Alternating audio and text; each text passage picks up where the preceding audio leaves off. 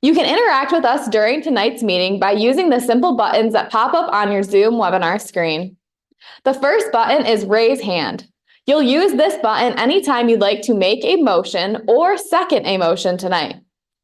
Next up is the chat button. You can type in the chat box if you'd like to make a comment, nominate yourself or another member for a position, or bring up any matters of business this evening. Third, the Q&A button is to be used if you have a question that you'd like to pose to our CEO, Chris O'Neill.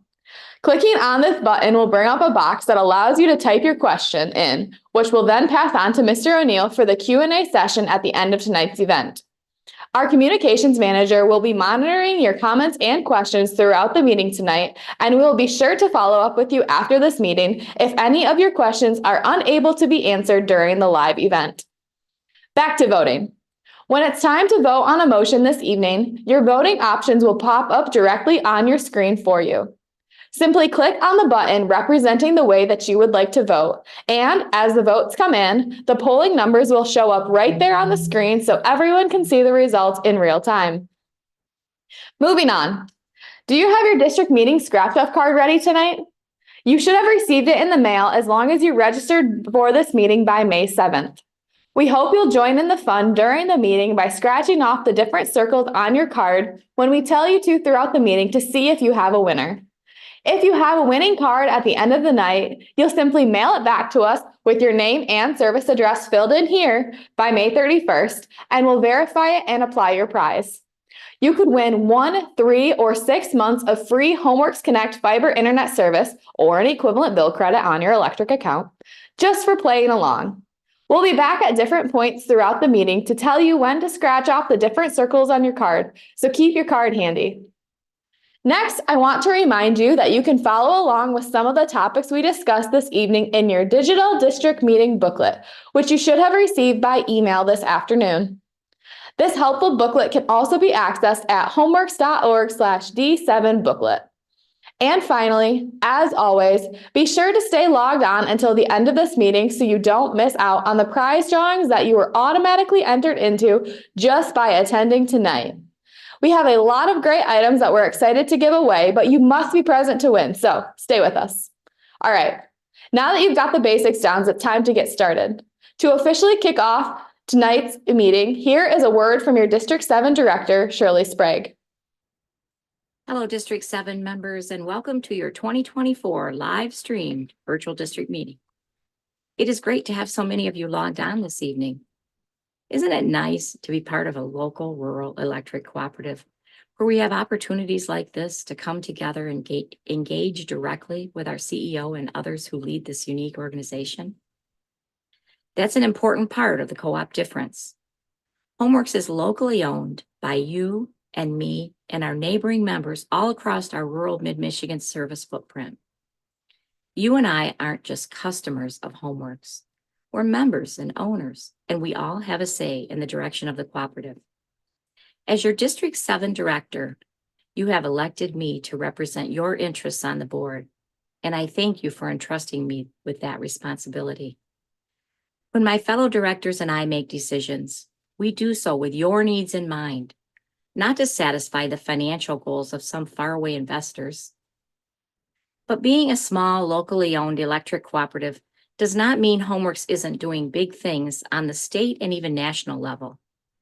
Did you know that in partnership with our power supplier, Homeworks is a state leader in providing you with power that is well over 50% carbon-free and 20% renewable? Or that our CEO and his staff have played an important role in recent legislative advocacy efforts regarding electric grid reliability and rural broadband internet access, among other initiatives? Of course, we all know that Homeworks has been on the leading edge of identifying the need and providing quality broadband internet access to its members. Now co-ops across the country are following suit and helping to fill the broadband gap for rural America. And perhaps most importantly for us, Homeworks leads by example in providing us with power that is over 99% reliable and consistently outperforming our much larger neighboring investor-owned utility in the Michigan Public Service Commission's reliability and service standards. CEO Chris O'Neill will talk more about those outstanding achievements during his co-op update in just a little bit. But first, we have our district's brief business meeting to conduct this evening. Our district includes HomeWorks members who reside in Mecosta and Osceola counties. Just under 5,500 of the co-op's 23,000 members receive service in our district. I am currently serving my third three-year term as your District 7 director after being reelected in 2022. In addition to electing your board representative every 3 years, you also choose district officers at our meeting each May and approve delegates to represent our district at our annual meeting in August. Our current district officers include our district chair, Don Pasalt of Hersey, who will conduct our brief business meeting in just a few minutes. Our district vice chair is Elaine Grace of Mecosta. Our secretary position is currently open and needs to be filled here this evening. Thank you, Don and Elaine, for your service to our district. And thanks again to all of you for joining us here this evening to participate in the democracy of our co-op. Having engaged member owners makes HomeWorks a stronger cooperative. Now, please welcome CEO Chris O'Neill. Thank you, Director Sprague. District 7 members, welcome to your 2024 district meeting. I'm Chris O'Neill, your co-op CEO, and I want to echo Director Sprague in saying that it is my great privilege and honor to serve you, and it is a responsibility that I do not take lightly. We are continually striving to develop new and innovative ways to serve you better, and you'll hear about some of those projects later tonight. I really appreciate that you've taken the time to join us tonight. It's your engagement and ownership that helps co-ops like HomeWorks be apart from other utilities. I want to quickly highlight another thing that really sets co-ops apart, which is our community outreach. One of the most significant ways we try to reach out and help our communities here at HomeWorks is through our Tri-County People Fund. Our People Fund has granted over $2.65 million to families and organizations throughout our service territory since 1993. As you know, our People Fund wouldn't be possible without those of you who voluntarily round up your monthly electric bill to the nearest dollar as part of Operation Roundup. And I want to sincerely thank each and every one of you who do so. Our People Fund board of 7 volunteers works very hard to make sure each grant request is considered with care. Here in District 7, your People Fund director is Geraldine Strong. I want to thank Geraldine for all the time and compassion her and her fellow board members put into this important program. I also want to take a minute to recognize our longtime District 6 People Fund Director, Dick Donnelly, who stepped down in March after 20 years of dedicated service to the board. I'd like to say that if there was a Mount Rushmore of HomeWorks folks, Dick's face would be on it. In addition to his work on the People Fund, he has volunteered as a district officer in his district for many years. He's just a heck of a guy and a great supporter of our co-op. We're going to miss him and his insights and guidance on the People Fund board. And speaking of the Mount Rushmore of HomeWorks, I want to honor another person who would certainly be on that mountain, and that's our electric operations manager, Chris Reed. I'm sure many of you know Chris. He is a tireless HomeWorks ambassador who embodies the co-op spirit as much as anyone I've ever had the pleasure of working with. Chris has announced that he will be retiring in August after 36 years with the co-op, and we're sure going to miss him. Thankfully, he's been able to pass along his valuable insight and co-op knowledge to the longtime HomeWorks lineman who will be stepping into his role, Mr. Ryan Smith. Thank you, Chris, for everything you've given to the co-op over the past 3+ decades. All right, outside of the People Fund, we have a couple other community programs that help make a big difference locally as well.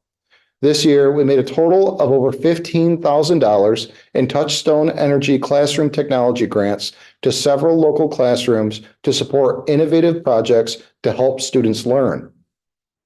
We also awarded $2,500 in Touchstone Energy college scholarships to 5 very deserving high school students in our service area. And in June, we'll be sending 4 outstanding students from our local communities to take part in the Electric Cooperative Youth Tour, an all-expenses paid trip to Washington, D.C. to learn important lessons about leadership, the co-op business model, and our great country's history. Another way we're able to impact our local communities this spring was through the matching grant program offered by our lender, CoBank. With CoBank's help, we were able to donate $7,000 to the Barryton Mobile Food Pantry, $7,000 to the Mecosta Area Senior Center, and $6,000 to the Chippewa Hills Orchestral Society to support their important work in our service area. Like you, we are truly invested in continuing to make rural Mid-Michigan an even better place to live. Thank you for helping us make a difference in our communities year in and year out. Outside of the People Fund and our grant and youth programs, another way your co-op reaches out to local communities is through our safety program. As your electric utility, we know how important it is to provide information to our members and the public about how to stay safe around electricity and other products that we distribute. One way we do that is through our hotline demonstration trailer that we take around to local schools and events. If you're interested in talking to us about bringing our electric safety demo to your event, please give us a call. On the topic of safety, I do want to quickly touch on an unfortunate string of 14 incidents of gunshot damage to our transformers, regulators, and other electric equipment that we've experienced over the past year, mostly in Eaton, Ionia, and Clinton counties. These incidents appear to be intentional, and we're working with the Michigan State Police and local law enforcement to investigate the situation. So far, these incidents have caused over $200,000 in damage to the electric system that you own. Of course, damage like this can cause safety and reliability issues as well, so we're very intent on putting an end to it as quickly and safely as possible. As such, we're offering a $10,000 reward to anyone who provides information that leads to the apprehension and conviction of the person or persons responsible for this damage. If you see or hear anything that could be of help in our investigation, please report it through Crime Stoppers by calling 517-483-STOP or 517-483-7867. You can also report it to us or to the Michigan State Police. Another quick update I wanted to provide regarding both safety and reliability is that we're currently wrapping up the testing and piloting of our new electric outage text notification system. With this offering, you'll be able to receive text messages when your power is out to update you on our progress throughout the restoration. We plan to fully launch this convenient program by June 1st, so watch for more information to come very soon. Something else I'm excited to announce is that we'll be hosting your district's park party on July 11th at the Fork Township Center in Barryton again this year. We were overwhelmed by the response to these community events last summer, and we really enjoyed the opportunity to meet so many of you. We'll send out more details as the event nears, and we hope to see you there. Later in the summer, our annual meeting will be back at the Soaring Eagle Casino and Resort in Mount Pleasant, Michigan on Saturday, August 17th. If you opted to serve as an annual meeting delegate when you registered for this meeting, you will receive your invitation in the mail in the coming months. All right, I'll be back with a brief pre-recorded operations update for you in a few minutes. First, you need to hold your annual business meeting. Your district chair, Don Passault, will now come up to conduct this portion of tonight's proceedings. Good evening, Don. Good evening. Thank you, Chris. I'm Don Passault, and I have served as our district chair for the past several years. Homework's executive assistant, Michelle Hun, just informed me that we do have a quorum with 160 member households in attendance tonight. Thank you for taking the time to log on. Let's start our business meeting off with the Pledge of Allegiance. I pledge allegiance to the flag of the United States of America and to the republic for which it stands, one nation, under God, indivisible, with liberty and justice for all. Thank you. Now we'll have our Vice Chair, Elaine Grace, take care of the next agenda item. Thank you, Don. The notice of meeting proof of mailing and 2023 minutes are on page 4 and 5 of your district meeting booklet. I'm going to make a motion that we dispense with the reading of these and accept them as presented. Don? Thank you, Elaine. Can I get a second to accept the notice of meeting, proof of mailing, and 2023 minutes as presented? Our moderator tells me we have a motion and a second to accept the notice of meeting, the proof of mailing, and the minutes from our last meeting as presented. Please vote on this motion using the polling buttons on your screen now.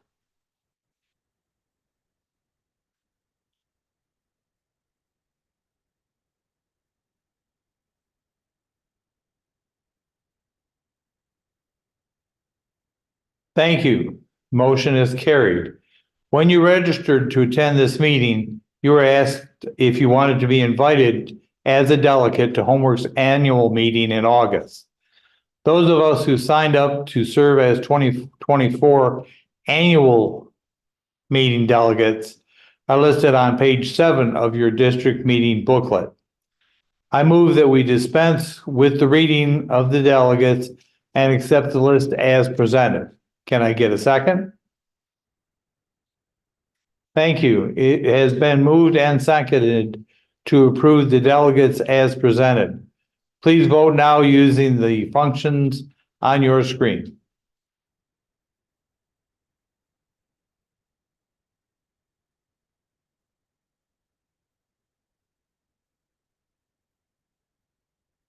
Motion carried. Mr. O'Neill, please come forward for the election of district officers. Thank you, Don. First, let me remind you what your volunteer district officers do for your cooperative. The chair runs the annual membership meeting, as Don is doing here tonight. The vice chair steps in if the chair is not available. The secretary typically reads the notice of mailing and calls for the approval of minutes from the previous year's meeting, as Elaine stepped in to do this evening. Since your secretary position is currently vacant, every 3 years, every 3 years, your district acts as the nominating committee, and that will be their job. Just a moment here.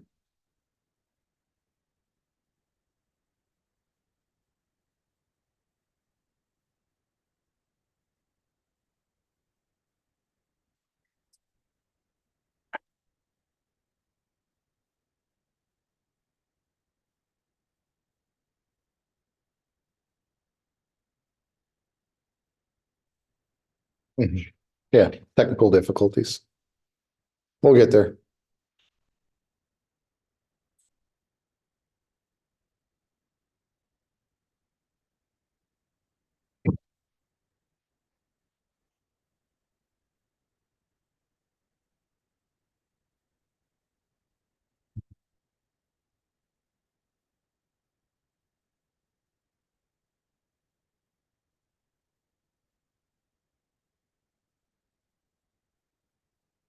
Okay. Every 3 years, the officers serve as the nominating committee. When your district's board seat comes up for election, that will be their job this next year. Your current district chair is Don Pasalt. Is there a motion to nominate Don to serve another term as district chair? We have a motion. Is there a second? It's been moved and seconded to nominate Don. Are there any other motions from the floor for district chair?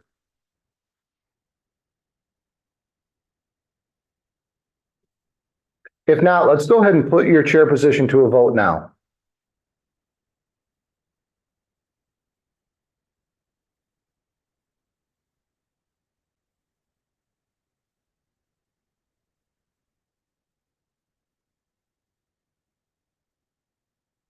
Thank you. Don Pasalt has been elected as your district chair. Your district vice chair is Elaine Grace.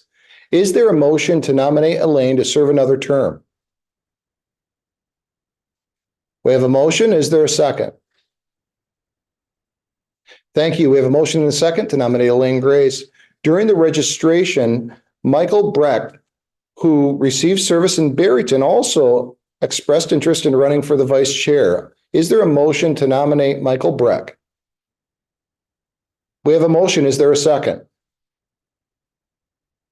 Are there any other nominations from the floor for district vice chair? Okay. We have a motion and a second to nominate Michael Breck. We're going to go ahead and put your district vice chair to a vote now.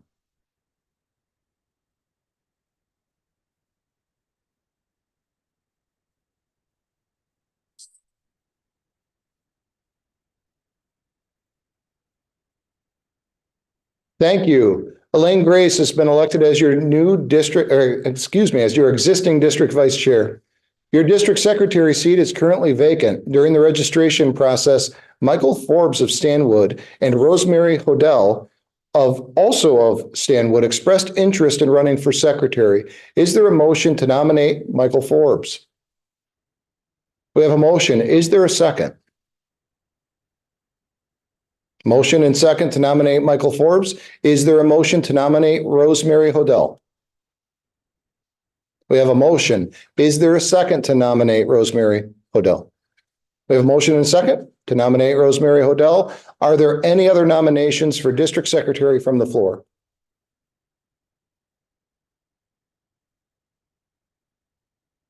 If not, let's go ahead and put your secretary position to a vote now.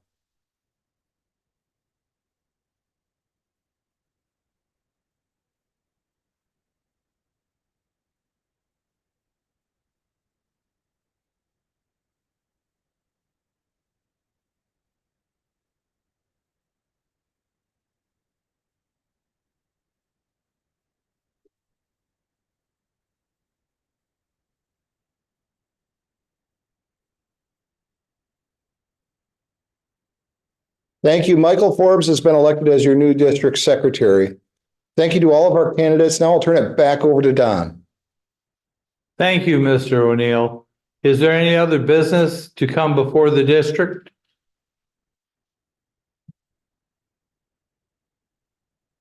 If not, I will accept a motion to adjourn. Is there a second? Moved and seconded. We are adjourned. Thank you. Now I'll hand it over to our moderator, Casey Thalen. Thank you, Don. And thank you to all of our district officers and you, the members who voted in our business meeting tonight. Now we're going to move on to the co-op update portion of our meeting. But first, let's get out your scratch-off tickets to scratch off the first section of your card. Okay, scratch off circle number 1 only and see if it matches the winning symbol shown on the screen now, which is an electric pole. If it does, you're off to a great start. If not, don't worry. I'll be back later to reveal the next winning symbol, and if you match any section throughout the evening tonight, your card is a winner. Now, CEO Chris O'Neill has pre-recorded an informative update for you, and at the conclusion of that briefing, Chris will be back up here with me live and in person to answer your questions. Remember to use the Q&A box at any time during the video to enter any questions that you would like to pose to Chris. Now sit back and enjoy Chris's co-op update. Hello, Homeworks members. You've just finished up your business meeting, which is one of the reasons our bylaws call for us to hold these events each year. You and your neighbors own Homeworks Tri-County Electric Cooperative, and it's important that you have an opportunity to make your voice heard in our elections and other voting matters each year. Your co-op has been democratically run by the members since it was founded by a local group of farmers 87 years ago. And that still sets us apart from other types of utilities to this day. Beyond your business meeting, the reason I love our district meetings is that they give us a chance to give you real insight into the operation of your co-op. With other types of utilities, the relationship between the customer and the corporation is typically transactional in nature. You pay your bill each month, and they provide you with service in return. And it doesn't go very far beyond that, right? It's different here at Homeworks because being a member-owned co-op, we seek more of a partnership with you. Of course, we're here to provide you with reliable electricity, but we also strive to get to know you and your communities so that we can advocate for you and discover new ways that we can work to enhance the quality of your lives. That's how our service, like Tri-County Propane and Homeworks Connect Fiber Internet, came to be. Those offerings were born out of the real conversations with you about the gaps you felt we could help fill in your communities. We truly are here to solely serve you, so we value any opportunity to give you a look at your co-op and to hear back from you on the ways we can serve you better. So let's get started. First off, I want to take a minute to recognize the 109 employees who make everything we do at Homeworks possible. For instance, did you know that just 24 Homeworks linemen keep the lights on for our nearly 24,000 members across our service footprint? Or that just 19 member service reps take care of the needs of our electric, propane, and fiber internet and phone customers who call in or stop into our offices each day.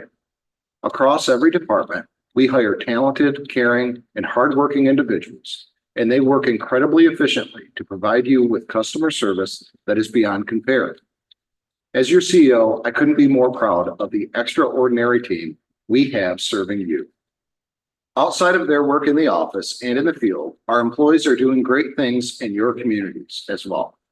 We told you last year about our employee community engagement program that recognizes employees for the volunteer work they do. Thanks to the generosity of our workforce, that program continues to grow. Can you believe that last year, our employees served a total of 4,814 volunteer hours throughout our service territory?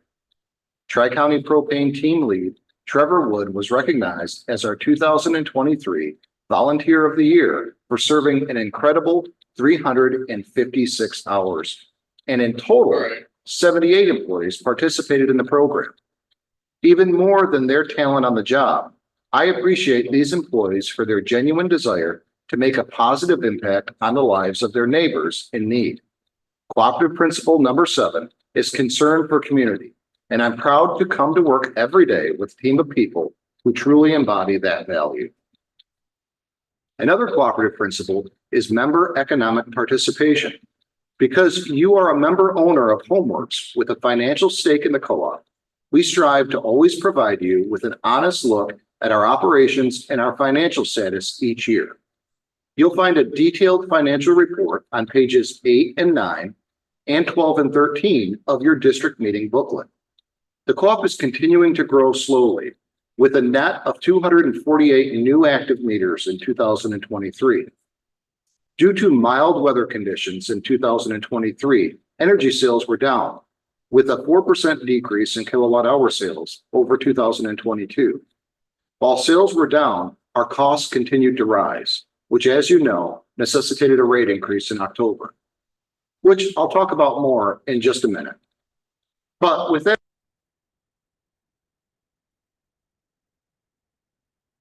increase and the successful long-term planning of our accounting team and our board, we're again able to keep our overall financial numbers strong, which is no small feat in these times. I'm proud to report that the financial status of both the cooperative and our subsidiary is healthy. I mentioned that you are a part owner of Homeworks. Did you know that means you get a share of our profits? That's right. Being a co-op member means that when we have operating margins, that money gets allocated back to you as capital credits based on your share of electricity purchases during the year. That allocation of margins helps to make up your equity in the co-op. Our bylaws call for us to use those funds as needed as operating capital for the cooperative. Then, during years that our board deems the financial status of the co-op will allow it, we retire some of our capital credits and return them to you, typically as a credit on your bill. So far, we have returned well over $24 million in member equity to you and your neighbors. In fact, you may have noticed a bill credit on your electric bill this past December when our board authorized a $750,000 capital credit retirement. Members who purchased energy from Homeworks in 1992 and or 2022 received the capital credit retirement. Capital credits are another obvious example of the co-op difference. Can you think of another service that you pay for where you receive equity and eventually cash back when the company turns a profit? It's not a common occurrence, that's for sure. And it's something we are proud to be able to provide to our members as a rural electric cooperative. We had another mild winter this year. So in March, our board decided to hold off until the fourth quarter of this year to determine if another capital credit retirement is viable based on our 2024 financials.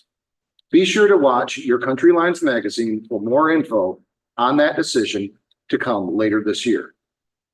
Okay, moving on to one of my favorite topics here at Homeworks, electric reliability. I'm thrilled to report that your power was once again over 99.9% reliable in 2023. Our power consistently hits that standard in a large part because of the investment we have made to continually harden our electric system against wind and storms. Our right-of-way program really does play a pivotal role in keeping your lights on by preventing outages before they occur. Tree trimming and tree removal is one of the things that we receive the most questions about from our members. So we put together a quick video that explains why and how we keep our right-of-ways clear. I think you'll find it very informational. Let's take a look.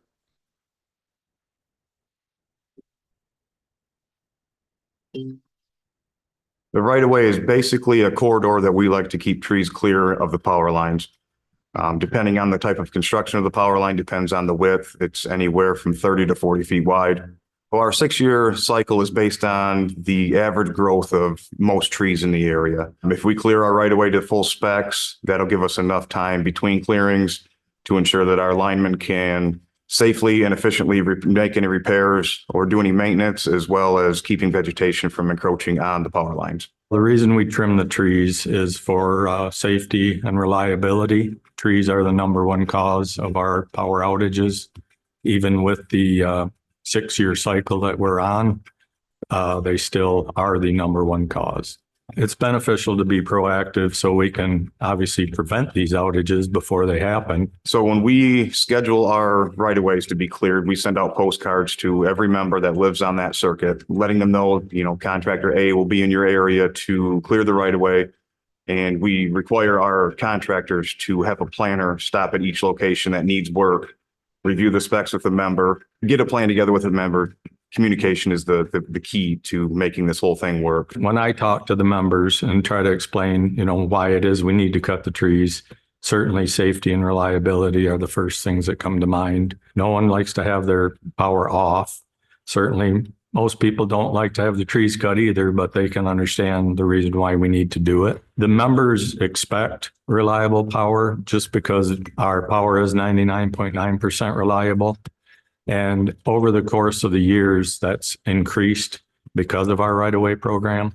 So we're very proud of that.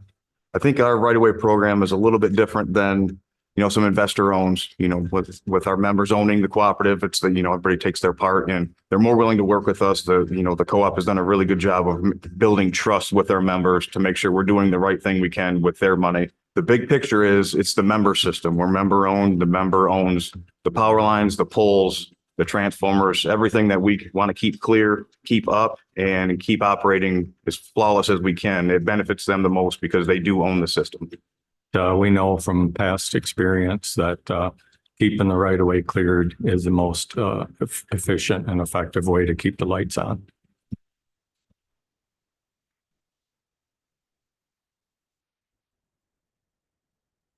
I hope that video gave you a little bit of insight into why we pay so much attention to keeping our areas around the electric lines clear of vegetation. Now, there's no denying the fact that the cost of maintaining a reliable electric system, like most costs in the current environment, continue to rise. Everything from the expenses of vegetation management to contractor and material costs significantly increased in price throughout the past year. To cover the costs while continuing to provide you with the superior reliability and service you've come to expect from us, it was necessary for us to increase our rates last October. For most rate classes, this increase was split between the kilowatt hour charge and our availability charge, which is the fixed portion of our bill. The availability charge is designed to cover the cost of maintaining a distribution system to serve you before you ever turn on your light switch. For most of you, as residential members, the availability charge increased from $31 to $33 a month, and the per kilowatt hour charge increased from 12.68 cents to 13.37 cents. For the typical residential member using 835 kilowatt hours per month, this resulted in 5.3% increase in your monthly electric bill. If you've been a HomeWorks member for long, you know that we strive to keep any rate increases as minimal as possible. After the October adjustment, our rates are still in line with or lower than the neighboring investor-owned utility, even though we serve a rural territory with far less density. As your CEO, I can give you my word that just as we have over the past 87 years, we will remain committed to keeping our rates competitive and making sure that your electricity remains a great value for you now and into the future. Speaking of the future, let's talk about our state's energy future, which is undergoing a significant transformation with the late 2023 signing of a comprehensive set of bills by Governor Gretchen Whitmer. The bills passed swiftly on party lines, with House and Senate Democrats comprising all of the support for the package bills. You may have heard that the first of these bills, Michigan's new 100% clean energy by 2040 target, stands among the most ambitious in the country. It will require all the state's electric utilities to employ a portfolio of 100% carbon-free resources by 2040, surpassing the rigor of even California's clean energy laws. Clean energy is largely defined as wind, solar, hydro, and nuclear. This legislation mandates utilities to procure 50% of their energy from renewables by 2030, escalating to 60% by 2035, a substantial leap considering the state currently stands at 16%. Starting in 2035, the renewable portfolio standard transitions to a clean energy standard requiring all utilities to obtain 100% of their energy from non-carbon emitting resources by 2040. Last fall, our power supplier, Wolverine Power Cooperative, made a monumental long-term commitment on behalf of Homeworks and other Michigan co-ops to purchase power from the Palisades nuclear power plant upon its historic restart. In their legislation, lawmakers recognize the Palisades plant as a vital reliability asset, allowing its output to count both towards renewable and clean energy targets as soon as it comes online. This is beneficial for Michigan Electric Cooperative members and underscores the significance of our Palisades power purchase agreement. Additionally, Homeworks and Michigan's other electric cooperatives already power members with over 50% carbon-free energy, placing us in a better position than many to meet the carbon-free requirements. Nevertheless, the bill overall is still a big lift for Michigan. We still have concerns regarding the pace of decarbonization and its impact on electric reliability and affordability. While we support investments in clean energy, we must also consider the operational realities. Constructing large-scale projects demands considerable time and financial resources, which makes the proposed timeline a challenge for the majority of Michigan's electric utilities. It's also estimated that utilities will need approximately 200,000 plus additional acres for wind and solar power generation to achieve the renewable energy targets in the legislation. We take legislative advocacy very seriously at Homeworks, and I have spoken in the state Congress on the need for a responsible transition that ensures our members and residents across the Midwest and the nation have the electric capacity to meet growing demands as we move toward a clean energy future. My staff and I will continue to engage our legislators and advocate on your behalf on this issue and other relevant matters affecting your communities. The second important bill of the new energy legislation mandates that electric co-op boards approve energy waste reduction plans and programs. Co-ops are now obligated under statute to submit a waste reduction plan to the Michigan Public Service Commission every 4 years. While this represents a more structured process compared to current co-op practices, through our legislative advocacy, we were able to achieve the authority of our local co-op boards to oversee these programs, which is a win for our members who enjoy the flexibility we have to customize our energy optimization programs to meet their needs. As you're probably aware, we're already ahead of the game here at Homeworks, because when the state mandate for energy optimization expired in 2021, we developed our own EO program to continue to meet the energy efficiency needs of our members. Our EO program offers cash rebates to our members who implement qualifying energy efficient measures at their home, farm, or business.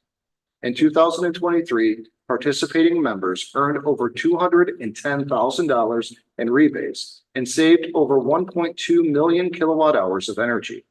That's a win-win for our members and our carbon footprint. Anything from new light bulbs to upgraded appliances, HVAC systems, electric vehicles, and more qualify for this program. So I encourage you to visit homeworks.org/EO to learn what rebates you might be eligible to receive.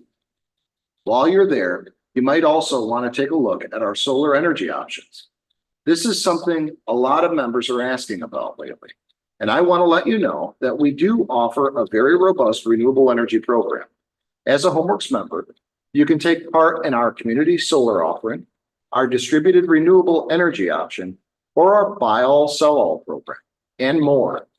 These options offer you different levels of participation in producing solar energy to power your home or business and to sell power back to the electric grid as a whole. If you're interested in learning more about these offerings, give us a call and our energy advisor, Nick Simon, would be glad to talk to you. All right, next up, let's talk about Homeworks Tri-County Propane. Can you believe this service is celebrating 25 years in business this year? In recognition of that significant milestone, we've put together a video highlighting our propane team and the exceptional service they've provided to our customers for the past 2.5 decades. I hope you enjoy it.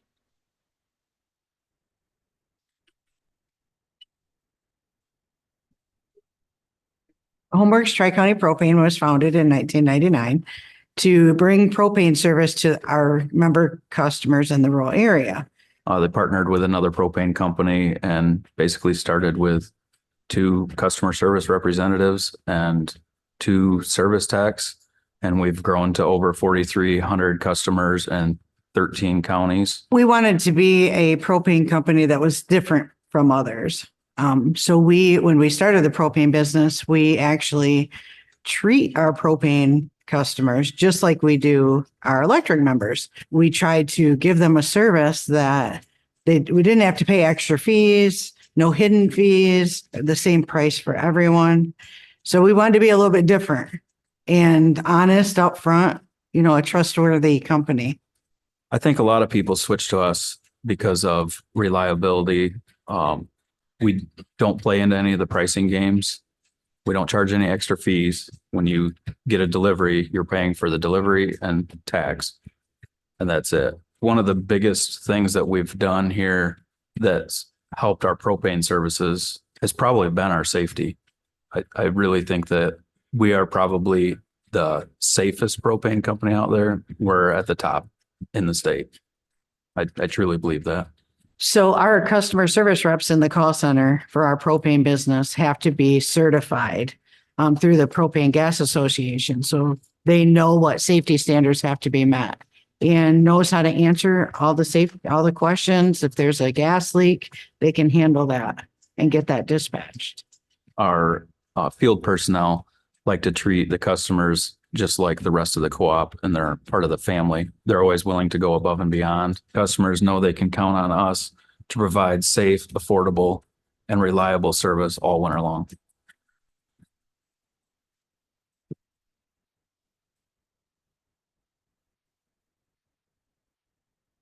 So there you have it. Since 1999, our propane crews have done an exceptional job of delivering great value to customers in our area with dependable propane at competitive prices. At the same time, our experienced and highly trained propane customer service team has worked to provide superior service. We have grown over the years and now serve over 4,300 propane customers throughout our rural service territory. But what has remained is the way we provide propane with the same great safety, service, and reliability that you've come to expect from your co-op. If you don't have our propane service yet, we are offering a special district meeting deal to new customers for the month of May. So call us today and make the switch. Now I want to wrap up my update with some information on our rapidly growing Homeworks Connect fiber internet and phone service. I know many of you are connected to our network, and I hope you're enjoying the high speeds, unlimited data, and 24/7 service we are able to provide. Have you also started to take advantage of our new TechShield and MyBundle service? We have made it available to all subscribers at no additional cost. TechShield offers you added internet security and storage, while MyBundle helps you learn what streaming TV options are best for you. If you'd like to learn more about these services, visit our website or give our fiber team a call. We finished up our Homeworks Connect network build out to our entire membership last May. So I'm incredibly proud to say that every single Homeworks member across our rural footprint now has access to gigabit broadband service. We're up to nearly 12,000 internet subscribers and over 1,000 phone subscribers. And we're beginning to expand our network to non-member areas, such as the city of Portland. We're almost done building out our fiber network there, and the take rate amongst the residents so far is exceeding expectations. Expanding our network like this allows us to continue to meet our mission to provide quality communication services to the unserved and underserved in rural mid-Michigan, while also adding value to our electric members who subscribe to Homeworks Connect, as they will eventually see equity returned as additional capital credits when this business turns profit. As you know, quality rural broadband access has become even more vital than ever before over the past few years, and it's only becoming more of a necessity in day-to-day life. We're proud to be answering the need for members and non-members alike across rural mid-Michigan. Similar to electricity, the cost of providing reliable broadband service has risen quite a bit since we began building our network in 2018.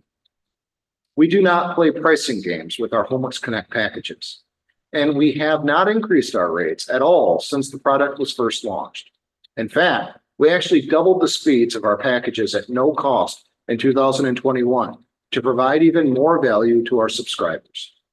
In the wake of the network outage we experienced earlier this year due to a data center failure, we've also invested significant resources into an enhanced broadband redundancy plan that has made our fiber service even more reliable. Currently, we're looking at how we can restructure our internet packages to offer greater subscriber value while adequately covering our rising costs. We'll provide more information on that to our subscribers later this year. If you haven't signed up for Homeworks Connect yet, you can by visiting join.homeworksconnect.org to check out everything we have to offer. So that was a quick look at the past year of your co-op. As you can see, we've been busy, and it's been a productive year of exciting growth, change, and opportunity. Throughout the rest of the year and beyond, I can promise you that we will always maintain our commitment to providing you with safe, reliable, and affordable utility services that enhance your quality of life.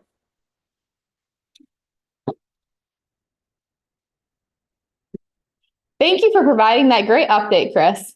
I hope you all enjoyed hearing about some of the things we've been up to over the past year here at your co-op. Chris is back here with me live to answer some of your questions before we wrap up with the most exciting part of the night, our prize giveaways.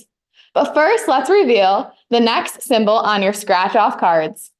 Scratch off circle number 2, and if it matches the propane cylinder symbol shown now on your screen, you're in luck. Whether or not you have any matches yet, keep that card handy because we'll reveal the final winning symbol tonight after Q&A. If you have a question that you'd like our CEO to try to address tonight, please type it in now using the Q&A button. We received a few questions from attendees prior to tonight's meeting during the registration process as well, so Chris will begin with some of those. All right, we're going to start off with power supply, electric rate, billing kinds of questions. Okay. All right. So you touched on this a bit in your co-op update, but Edna in Stanwood asked if the cost of our electricity has gone up recently. It did. Just last year, we did a average of 5.3% increase in order to support our cost of service. So our costs, just like most things since 2020, have gone up fairly significantly. And you can see that at the grocery store, the gas pump. And so in order to support those increased costs, and because we're not for profit, all of our costs need to be covered through our members' electric rates. And that was why we needed an increase last year to support the finances of the organization. All right, kind of as a follow-up to our electricity costs, John in Morley asked if the rates for electricity use vary during the times of day when usage is high and is in peak demand. So I'm going to answer this a little bit two different ways. One, folks don't really realize it or think about it, but as a market, yes, absolutely, those rates fluctuate. On the larger energy wholesale market, there's organizations that are buying and selling electricity all day long and or other energy needs. And those things fluctuate throughout the day. At the distribution level, through our G&T, our generation and transmission organization that we're a part of, Wolverine, we make hedges for our members to keep rates consistent over all hours of the day.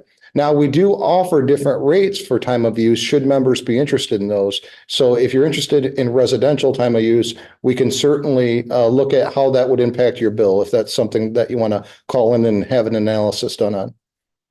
All right. Steve, who receives service at his cottage in Everett, Everett. asked, with it being his cottage, why is there a base fee that he has to pay when he isn't using power there in the winter months? Can you speak a little bit to what our availability fee covers and what the purpose of that is? So this is a really interesting question because the exact reason why the availability fee is in place is because of seasonality. So the cottage represents the conundrum that is what many rural co-ops experience, which is we have fairly low sales, but we have to cover all of our costs. And so our availability fee represents our fixed cost before you ever switch on a light switch. So before you ever use any energy. And that fixed cost is represented in things like poles, wires, transformers, et cetera. So that's why it's necessary to have that on your bill at all times, because we have the availability of electricity and we have those associated costs, even when you're not at your cottage. All right. Kevin in Canadian Lakes says he has an electronic meter that reads the usage at his house. So he's wondering why we also send a meter reader to his location every month. So we are in the transition of automated meter reading systems. We installed a system back in 2008 that is based on power line carrier technology, which is affected by different loads. It's also affected and impacted by capacitance. And that's why some of our meters aren't reading. And so if they're not reading, we're sending meter readers to those locations. We'll be transitioning to Gen 2 of a meter reading solution in the next few years in order to upgrade that system so we have higher read rates and don't have to send meter readers to locations any longer. All right. Deidre in Stanwood would like to know if you expect there to be electric brownouts this summer. I can't say that I expect it. I will say that it's probable. And the reason why it's probable is Michigan is an importer 90% of the time for electricity. And the lower peninsula imports through two primary means. So two transmission ties that we frequently max out, meaning there's not a ton of capacity there. So as demand grows in Michigan and as generators roll off and or generators go down for maintenance, if we lose a generator during peak demand or we have one of those transmission ties become compromised, you will most certainly see rolling blackouts in that situation. All right, a little bit more about the electric grid. Dale in Canadian Lakes would like to know what is being done to protect the electric grid from a foreign attack. So when I think of foreign attack, sort of two different things here. One is the cyber realm, and we take a multi-layered approach to cybersecurity. So we address the human element through training, we address the machine, and we also have administrative and engineering controls that we use. So we evaluate cybersecurity on an annual basis using both consultants and also our trade association, NRECA, National Rural Electric Cooperative Association, to make sure that we're aligned with best practices and that we ensure we take out cyber insurance to further protect the co-op.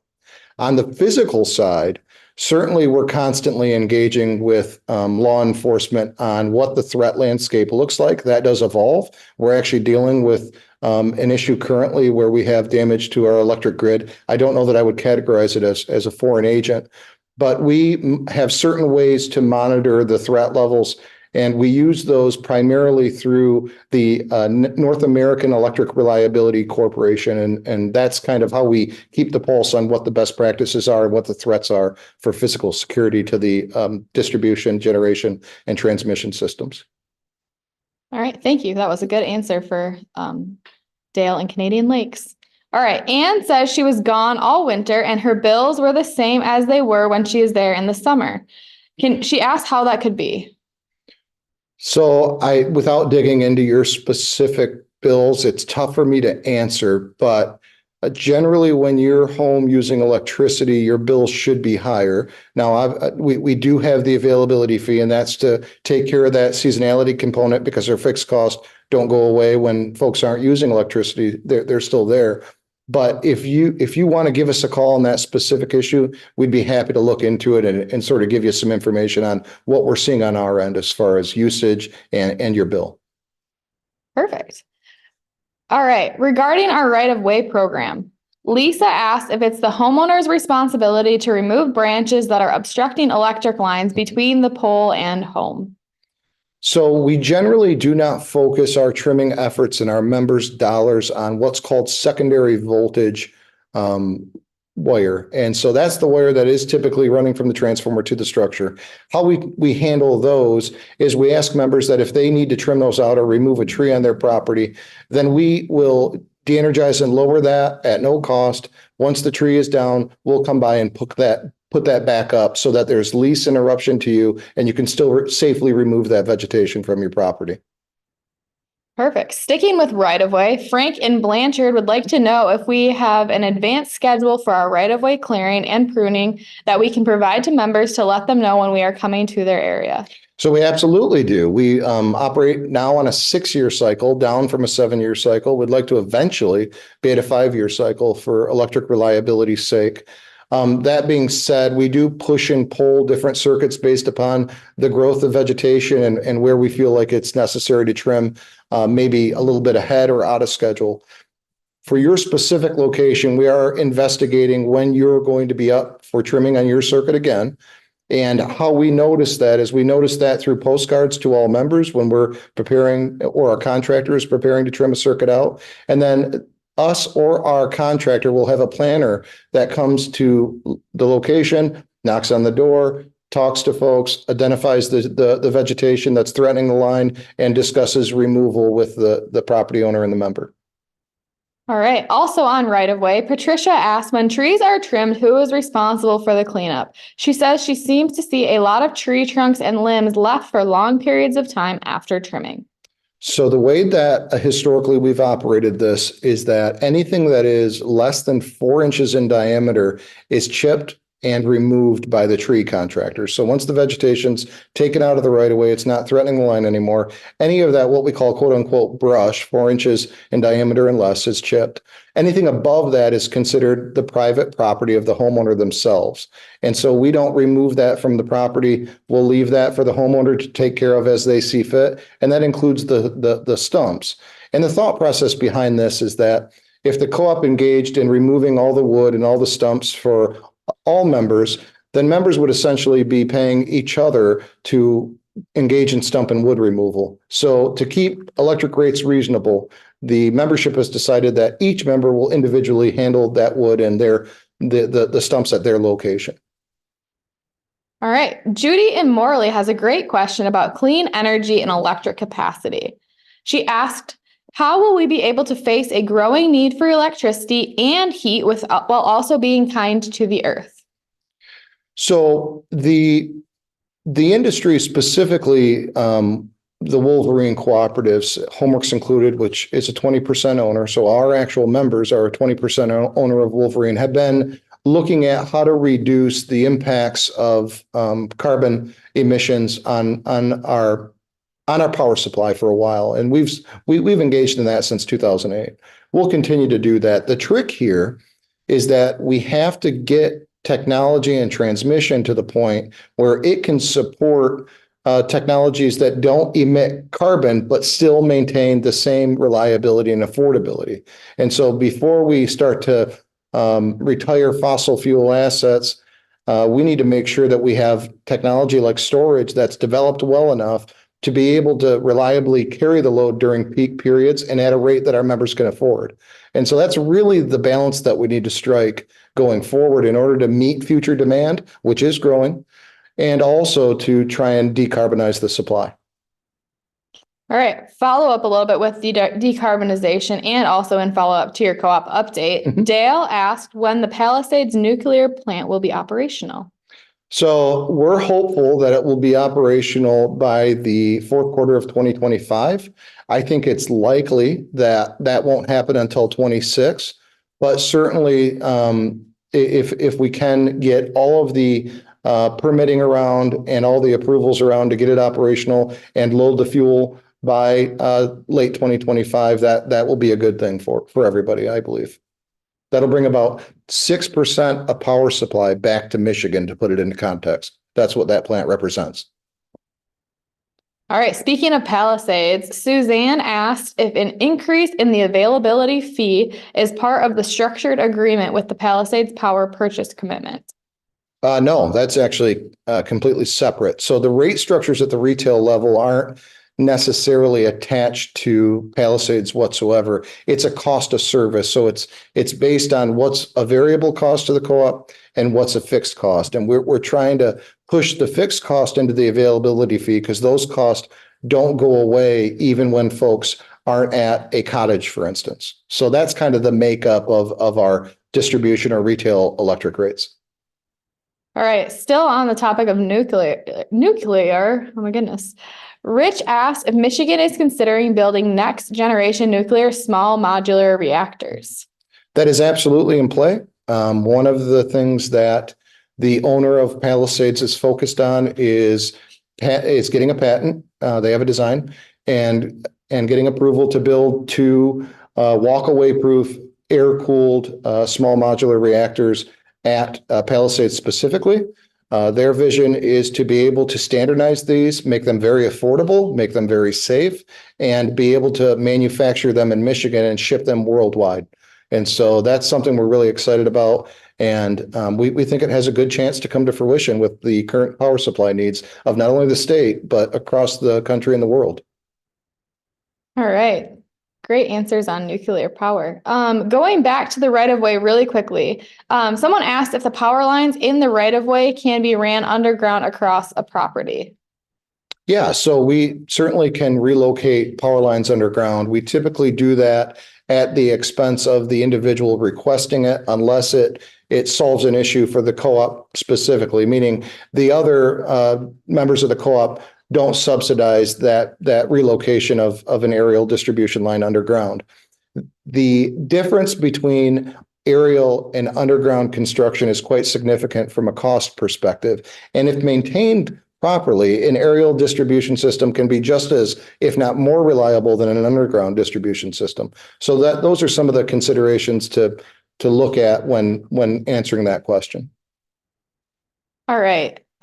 Ryan in Big Rapids would like to hear about the credit that we offer for geothermal. Can you speak a little bit about that? Yeah, so I am going to phone a friend on this one. Our dual fuel offering is part of our overall load management program. And how we do this is we set a meter at a member's location that specifically measures the member's geothermal usage. We control that geothermal unit during peak periods, and in exchange for that control, we give members a 3-cent discount per kilowatt hour on their geothermal use. The dual fuel equipment is $260 upfront, and interested members just need to give our call center a call, specifically Brandon Treeweiler and Nick Simon, in order to sign up and fill out the dual fuel questionnaire. All right, great. Linda and Dave in Big Rapids say that they have a solar energy system and the rate they are charged is significantly higher than what they are paid for the kilowatt hours they sell back to the co-op. Can you speak a little bit about that? Yeah, so at its core, this question is about electric cost to service. And so what you see in that transaction of what's delivered at one rate and what's received at another is the avoided cost of generation against the co-op's hedged power supply. So that doesn't compensate members who have solar for things like distribution costs, things like transmission costs, things like regional transmission organization costs, et cetera. And so we actually pay those at avoided cost. If we paid those at retail, as far as the solar energy that's being put on the grid, essentially what would occur is the other members of the co-op that didn't have solar would end up paying for the members that have solar's They would pay for that panel. They would subsidize it. And so that's the reason why the rates are different. All right, an attendee also asked, what is the return rate on solar or wind buyback? Return rate on solar, I'm not sure how to answer that, if it's a years or if it's a number you're looking for. Essentially, what we compensate members for energy that's received from distributed renewable energy resources is at avoided cost. So it's at wholesale. And so that's published in our tariffs and out there right on our website. If you're looking at overall payback in years, that's pretty long in Michigan. Solar's only, we're seeing our community solar utility scale projects only generating about 14% of the time. Wind, on the other hand, those projects that we're involved in operates in the low 30% of the time. So that kind of gives you an idea of the efficiency of each technology in Michigan specifically, which is the third cloudiest state in the lower 48. All right, sticking a little bit with solar, Suzanne asked if a rooftop solar program is in our plans. No. So the co-op only engages in what I'll call utility scale projects that have attractive costs for all of our members. So we're very concentrated on the reliability of the generating asset and the affordability of the generating asset. And so what we offer is 3 different programs, soon to be 4, for solar, which is a community solar. So if members don't want to make the investment at their location, they can purchase a panel from the co-op and get that credit on their monthly bill. We have a net metering where the member would do a install of solar at their location, and then there would be a net of what the co-op sells to the member versus what is received in excess from that member's solar panels. And then for larger arrays, we have what's called the buy all sell all agreement, which is a third party agreement larger than a megawatt, typically, which is a buy all sell all, where the entity or member agrees to buy all of the energy from us and then sell all of the energy that's generated from that solar array back to us. And that's the way that works. So we also have another component, a large self-supply tariff that we're looking to bring to our board for approval in the future. So I can't talk too much about that until it's reviewed by the board and approved. All right. On another note, David in Barryton asked, why are you giving credits to electric vehicle owners when electric vehicles, use more electricity than an entire town when they're charging? So EVs don't use more than an entire town. They do add about a third of sales to a average residential member's home. Consider that the cooperative typically has quite a bit of seasonality. So adding sales to the cooperative's portfolio actually helps spread costs further and actually helps all members' rates become more affordable. So the sales component is a good thing.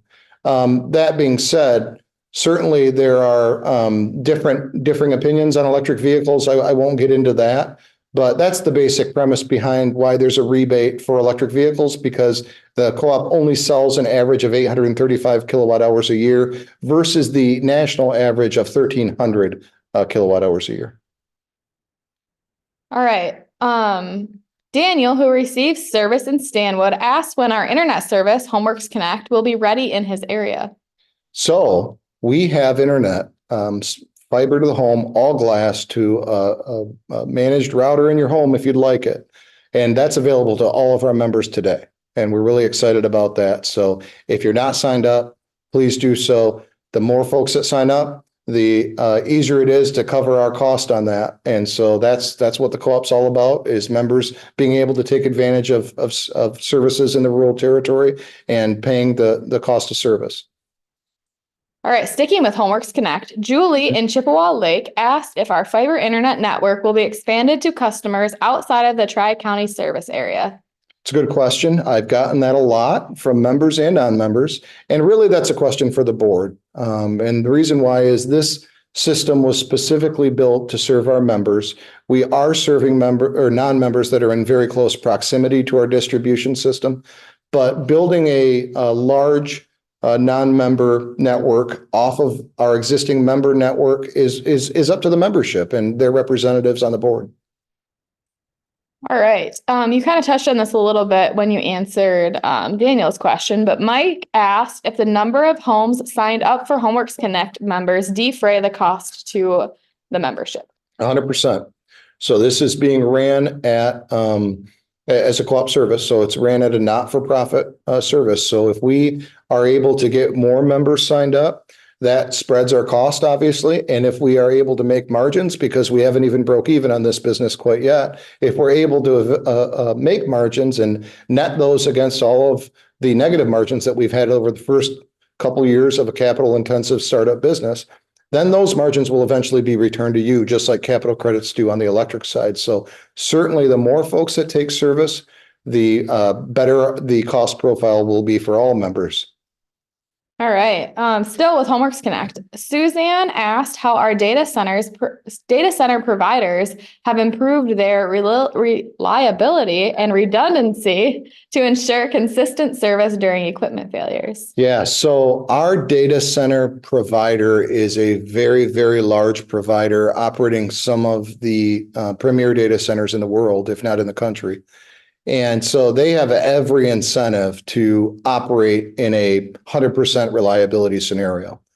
They have things like the Department of Defense, the Mercantile Chicago Exchange, that they're responsible to directly. And so we're a little bit of a small fish in a large pond for them. But what the co-op has done is we already know that those folks take it very seriously, and that what occurred was a cascading effect where they had, cool weather that contributed to the failure of multiple different redundant systems. So the co-op has instead invested in a couple different layers of redundancy at the distribution level, at the transport level, and at the redundant transport to a geographically diverse second data center. So we're definitely making sure that we offer the type of reliability that our members have come to expect. And all of that gets wrapped up into those broadband rates. All right. Speaking of broadband rates, Christy in Barryton asked if there are plans to increase the prices for our Homeworks Connect packages. So we are looking at remodeling our packages. I expect our base package to go up in price, but I also expect it to go up in value, meaning we'll be offering more bandwidth through that package for the increased cost. Some of those packages, especially the ones that are of higher bandwidth, will actually go down in order to reflect the actual cost of service. So we're really interested to see how this goes over. These are going to be in line with market, and they also help us adequately cover the cost for that business so that it can break even sooner than later. You are leading yourself into the next question so well. Timothy asked when you anticipate Homeworks Connect to become profitable. I hope in 25. That's part of the reason we're looking at remodeling the packages. It really needs to carry its own weight because that's the cooperative way. And so we think we can get it there not only through new subscribers as greater members adopt the service, but also through remodeling our packages and offering greater value. All right. Ginny, she receives service in Barryton, asked if our internet availability will become more affordable somewhere down the road. I can't say it. I cannot guarantee that. At the moment, the focus is on getting the business to carry its weight. If at some point in the future we have such penetration and our costs are aligned that we can reduce that rate, we'll certainly do it, because the model of the co-op is to run at a very thin margin to cover our cost and then have some operating capital to invest in reliability going forward. What you won't see at this particular co-op is a compromise on two things that the members really value and that are the culture of the employees in the organization, and that is safety and reliability. All right, we're going to switch gears now to Homeworks Tri-County Propane. Aaron, who receives service in Barryton, asked if it would be possible to receive a warning when you may be running 50% or lower on propane in the tank. So depending on your rate, we do have what's called a propane monitor program. If you're interested in that and you qualify, you're not going to know probably unless you give us a call, but I would encourage you to give us a call, because that might be something that we can offer you is some type of monitoring software where we can get there just in time, or we can even give you a call when the tank is down to a certain level. All right. Last question for the night. Ronka in Hersey asked why we are still having virtual meetings. She said she really misses the in-person meetings. Yeah, and we know that members are a little bit, there's quite a few members through our surveys that really want the district meetings held virtually. And the numbers tell the story, which is we're receiving greater attendance, greater democratic participation at a reduced cost for the member. And so all of those are good things. That being said, we certainly recognize that in-person interaction with our members and with members interacting with members is a very good thing. So what we've tried to done is strike the balance of the best of both worlds, holding these meetings virtually in order to get the attendance and the democratic participation, which is really important to the organization, but also hold in-person events like our park parties and like our in-person annual meeting for those who want to interact with each other and with staff. All right. Well, thank you for those wonderful answers, Chris. I think that is all that we've got for you for tonight. All right. That was a lot, but thank you so much for those insightful questions. If I didn't get to your question, please know that we've noted it and we'll contact you and follow up individually to address your concern. To conclude, let me say thank you all for your attendance at your virtual district meeting tonight. We look forward to seeing you at your park party in July. All right. Now it's time to reveal the final winning symbol on your scratch off card and give away some big raffle prizes. For that, we're going to pass it over to Executive Assistant Michelle Hoon and Employee and Member Engagement Manager Angel McCliggett. Good luck. Thank you, Casey and Chris. Okay, let's reveal that last symbol on your scratch off card. Grab your card and scratch off circle number 3 to see if it matches the symbol shown on the screen now, which is an internet globe with a mouse arrow. Now that we have revealed all of the sections, look to see if your card matches any of the symbols on the screen. If it matches one symbol, you win 1 free month of Homeworks Connect service or an equivalent bill credit. If it matches 2 sections, you win 3 free months. And if you are a lucky winner to match all 3 sections, you'll receive our grand prize of 6 free months of Homeworks Connect service. That's a good deal. That is a really good deal. So just send your winning card into the address shown on the card by May 31st, and we'll apply your prize to your account. And if you're listening on the phone and can't see the screen to see if your card matches our winners, you can just send it in and we'll check to see if you're a winner. Congrats to all of our winners. Okay, moving on to our raffle drawings, which we know is your most favorite part of the evening. So we have randomly selected our prize winners tonight from the list of those who are in attendance. Let's get started. And just to say, these are some really hard names, so we're sorry right up front. Yes, because they're probably not going to be exactly correct. So the first thing we're going to give away this evening are some $25 bill credits. We're going to give away 4 of those this evening. And the first one, I apologize, Mark Wardinsky. I like it. I think so. Yeah, I think so. Our next one is Richard Wojtkowski. Yep. I think that's right. Sounds good. And then we have James Pratt and Valerie Heedy. All right. And we have 2 $50 bill credits for Kevin Dukowski and Wendy Foliano. See, we were not lying. Sounds good. The next item we're going to give away this evening is a grilling accessory kit. I'm sorry. And the winner of that this evening is Eileen Clark. Okay. And next up, we have an Amazon Echo Show for Kathy Drum.